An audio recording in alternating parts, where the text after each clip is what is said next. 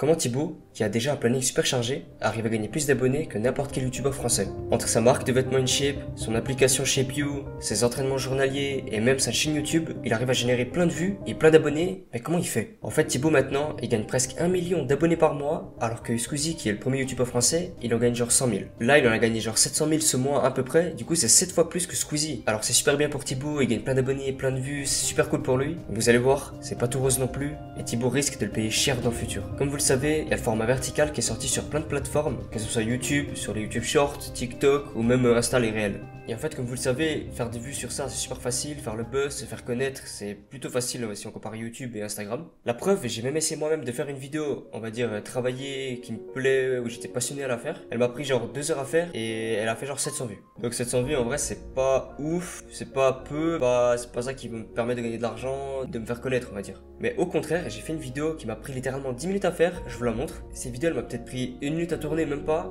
10 minutes de montage et elle m'a permis de faire 30 000 vues. Alors que sur la chaîne YouTube, j'avais peut-être 200 abonnés quand j'avais sorti cette vidéo. Bah du coup c'est la preuve que ça marche. Le contenu il est pas forcément intéressant, mais c'est ce que les gens veulent regarder. Alors on leur donne ce qu'ils veulent regarder, ça fait des vues. Et que ce soit simple ou dur à faire, bah ça n'a pas d'importance tant que les gens regardent en fait. Du coup je pourrais arrêter de me faire chier. J'ai qu'à faire ce genre de contenu, ça me prend 10 minutes à faire, je peux en sortir plein par jour, je pourrais devenir connu, gagner plein d'argent. Mais ce contenu il m'intéresse pas, du coup je le mets un peu de côté on va dire. Et revenons à l'histoire de Thibaut. Thibaut, bah lui il a bien compris le système parce que il a fait tellement de vues sur ses shorts YouTube et même sur TikTok.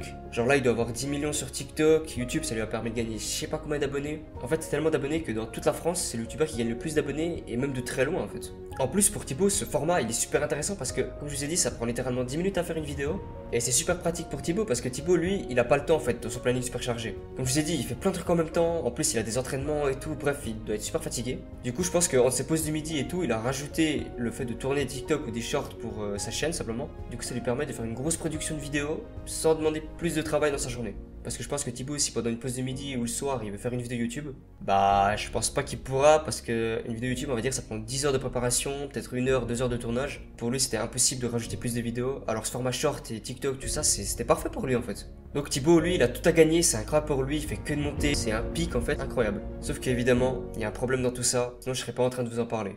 Déjà, premier problème, ces vidéos elles sont pas autant rémunérées que les vidéos YouTube. Là où Thibaut, il peut faire 2000 à 3000 euros s'il fait 1 million de vues sur une longue vidéo YouTube, on va dire aller une vidéo de 10 minutes, s'il fait 1 million de vues, sans compter les partenariats, il va faire une certaine somme entre 2000 et 3000 euros on va dire. Mais ce même nombre de vues sur un short ou un TikTok, si on prend l'exemple de TikTok déjà, on va dire qu'il gagne entre 400 et 500 euros. Donc c'est déjà pas mal, mais c'est pas autant que YouTube. Et le pire, c'est les shorts où je pense qu'il est payé genre 100 balles pour les 1 million de vues qu'il a fait. Donc déjà c'est très peu, mais après on va pas se soucier de ça, ça fait de l'argent, c'est facile à faire, donc c'est pas vraiment un problème, mais c'est quand même chiant on va dire. En plus de ça, avec tous ces projets, il gagne déjà assez d'argent, donc on va pas se plaindre de ça, c'est limite c'est même pas un problème en fait. Mais je voulais vous le dire, comme ça vous êtes au courant, c'est pas autant rémunéré que les vidéos YouTube simplement. Et en fait le vrai problème, c'est que Thibaut, il fait beaucoup moins de vues qu'avant. Et ça c'est le problème des formats verticaux. Les gens s'habituent à regarder les shorts de Thibaut qui durent genre 30 secondes. Donc quand ils vont cliquer pour regarder une longue vidéo, bah le problème c'est qu'ils vont rester moins longtemps, et ça YouTube ils aiment pas. Du coup, vu qu'ils aiment pas, ils vont moins mettre en avant et du coup, ça fait moins de vues, moins d'argent et je pense que ça fait chier à Thibaut. Même si, on va dire, encore une fois, il est pas à se plaindre parce qu'il fait quand même déjà assez de vues pour gagner assez d'argent. Mais le problème, c'est que cette communauté, elle est pas forcément française. Ce que je veux dire par là, c'est des personnes qui comprennent pas le français, qui comprennent pas la culture française, du coup, ils regardent pas forcément ces vidéos. Et quand tu vois une miniature sur YouTube et tu cliques pas, du coup, ça baisse le taux de clic et YouTube, ça non plus, ils aiment pas, du coup, ça fait encore baisser le taux de vues et tout ça. Comme je vous ai montré, les shorts et les TikTok de Thibaut, bah, il parle pas dedans. Un peu comme le premier TikToker où il parle pas du tout, du coup, il a une énorme communauté qui vient d'Inde, qui vient d'Espagne, qui viennent n'importe où, qui se comprennent pas, qui parlent pas du tout la même langue. Donc ces personnes qui s'abonnent en regardant ces shorts, bah ils vont pas forcément regarder ces vidéos YouTube parce qu'ils comprennent rien du tout en fait. Du coup je dis évidemment pas ça dans le vent, regardez ces stats avant et maintenant. Donc la question, est-ce que ces formats longs sont en train de mourir au profit de ces formats verticaux?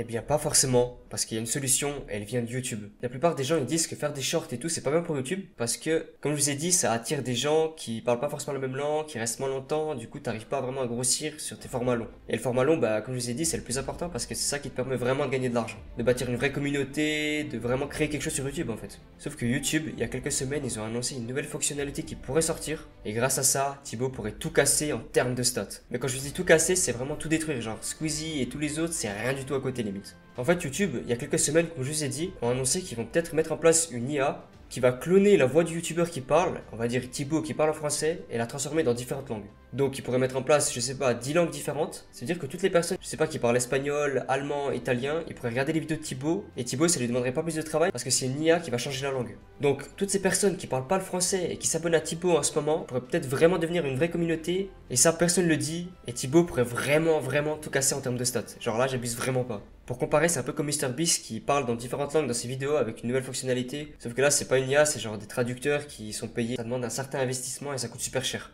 Et je pense que Thibaut pourrait pas se le permettre, et dans tous les cas, il n'y a pas tout le monde qui a cette fonctionnalité. Je crois qu'ils sont genre 2 ou 3 en France. Donc si ça marche, Thibaut, bah comme je vous ai dit, il va tout casser, mais il y a toujours un problème. C'est le taux de rétention. Le problème c'est que si les gens viennent du contenu vertical que Thibaut fait, qui dure genre 30 secondes, bah ils vont peut-être rester encore moins longtemps et du coup ça va pas vraiment changer.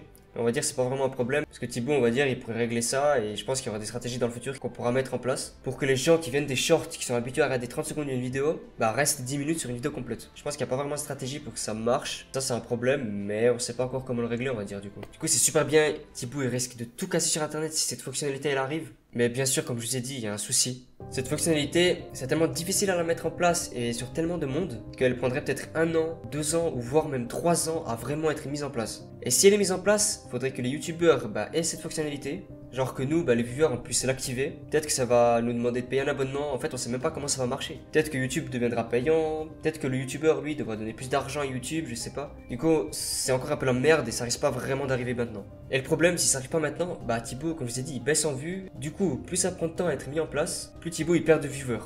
Il faudrait pas que ça arrive où il commence à faire genre des 100 000 vues ou 50 000 vues par vidéo. Parce que si ça continue comme ça risque peut-être d'arriver. Mais après, je vais pas commencer à dire n'importe quoi, je suis pas un spécialiste des statistiques. Mais je donne juste mon avis, je pense que ça risque de tomber là si ça continue comme ça, je sais pas. Du coup, si cette fonctionnalité elle prend du temps à arriver, déjà c'est chiant pour les youtubeurs, mais aussi pour nous, les gens qui regardent les vidéos, parce qu'on a envie de regarder des vidéos où les gens parlent anglais, mais on peut pas parce qu'on comprend pas forcément très bien l'anglais ou l'espagnol ou l'italien. Alors qu'il y a des vidéos qui sont très bien en italien, en espagnol ou je sais pas quelle langue. La preuve avec MrBeast, comme je fais que de le dire, ces vidéos elles sont trop bien, même s'ils cassent tout, il y a pas vraiment de connaissances à prendre et tout, on passe un bon moment. Et ça montre un peu la culture américaine, comment ça change des vidéos françaises. Du coup, un américain qui découvre des vidéos françaises, un italien qui découvre des vidéos françaises, pour eux c'est super intéressant et c'est trop bien pour tout le monde en fait, tout le monde est gagnant dans l'histoire. C'est là où je voulais en venir et je pense que c'est ça qu'il faut vous rappeler de toute la merde que je viens de sortir. Après bien sûr il y a des logiciels qui arrivent à changer la voix française pour la transformer en d'autres langues, mais le problème c'est que ça coûte super cher et en plus ça fonctionne pas si bien.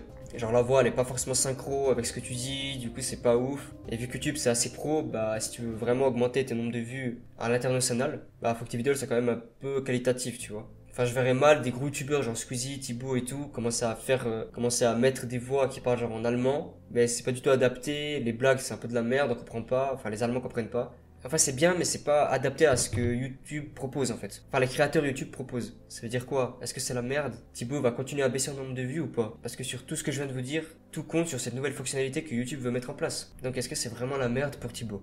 Eh bien non les gars, il y a bel et bien une solution.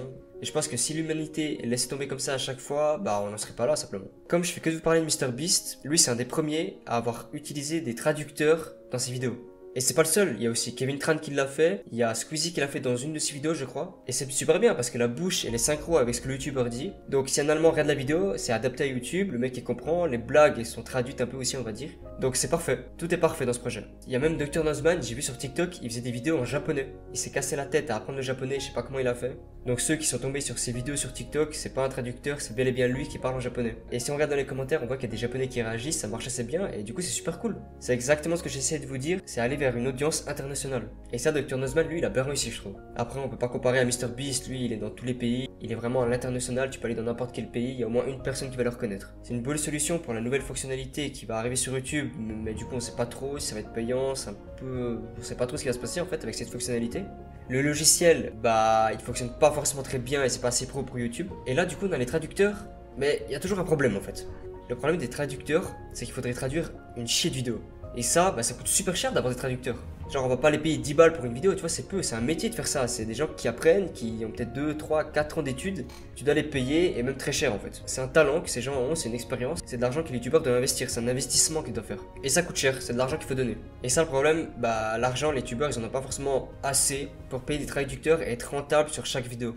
en fait, il pourrait. MrBeast, lui, il y arrive très bien. Si on compare une vidéo de Squeezie et puis MrBeast, bah, on voit très bien que les vidéos de Squeezie sont beaucoup plus calmes, c'est adapté à la communauté française, à la culture française, en fait. Il y a que les Français qui peuvent regarder ça, on va dire. Lui, MrBeast, ça fonctionne parce que déjà, il fait plus de 100 millions de vues par vidéo presque. Et si ça marche, c'est parce que ces vidéos, en fait, que t'habites en Amérique, que t'habites en Suède, que t'habites au fin fond de l'Europe, que n'importe où, bah, tu t'en fous, t'adores regarder des trucs qui explosent. Mais regardez un mec qui fait un murder online, je sais plus comment il a mis son titre Squeezie, qui court partout et tout, qui s'amuse. Les Russes peut-être qui s'en battent les couilles. Les Américains aussi, les Italiens peut-être que ça, quand ils regardent, c'est quoi cette merde, tu vois. Si un Italien il traduit une vidéo, puis il la met en France, puis je sais pas, il prépare des pâtes, et les Italiens ils adorent ça fait des millions de vues à chaque fois. Mais nous en France, bah un mec qui prépare des pâtes, franchement on s'en bat les couilles en fait. Genre qui va regarder une vidéo, genre je prépare des pâtes. Enfin, on pourrait, ça ferait peut-être pas forcément assez de vues pour être rentable et payer les traducteurs. Donc je sais pas si vous voyez où je veux en venir. J'essaie de montrer qu'il y a des frontières et que c'est difficile de sortir de ces frontières, tu vois. Mais par contre, si ça marche, bah le premier youtubeur français qui arrive à faire ça,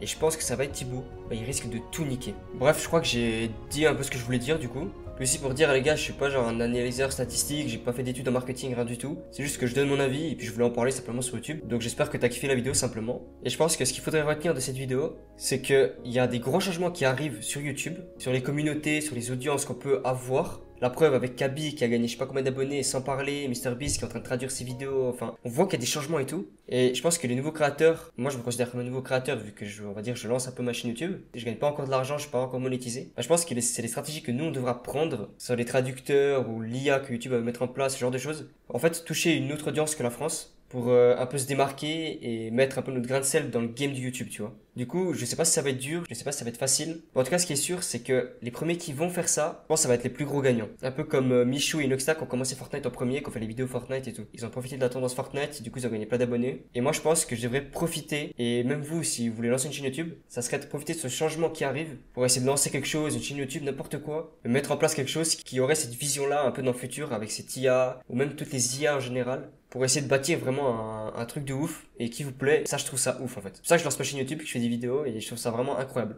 Et aussi, je rajoute juste un truc que je pouvais pas trop inclure dans la vidéo, c'est que je pense qu'il y aurait un combat entre Squeezie et Thibaut. Un combat de boxe. Parce que comme je vous ai dit, il y a tout qui se tourne vers une audience internationale. Et si vous avez vu en Amérique, les gens ils font genre des combats de boxe entre youtubeurs parce que l'autre il est en train de dépasser et tout, je sais pas quoi. Et ça fait un nombre astronomique de vues. Genre ça buzz de ouf, c'est limite, je crois que c'est les lives qui sont les plus vus en Amérique. Enfin même pas en Amérique, dans le monde entier. Donc, je pense que quand Thibaut va peut-être atteindre à peu près le niveau d'abonnés que Squeezie, je pense que là, il sera à peu près à 20 millions, bah peut-être que Thibaut et Squeezie vont faire un combat de boxe. Je dis ça comme ça, c'est des soupçons. Mais je pense que ça va être fait dans le YouTube Game. Je sais pas pourquoi, je le sens. Donc, j'espère que t'as kiffé la vidéo. À plus, c'était Maki.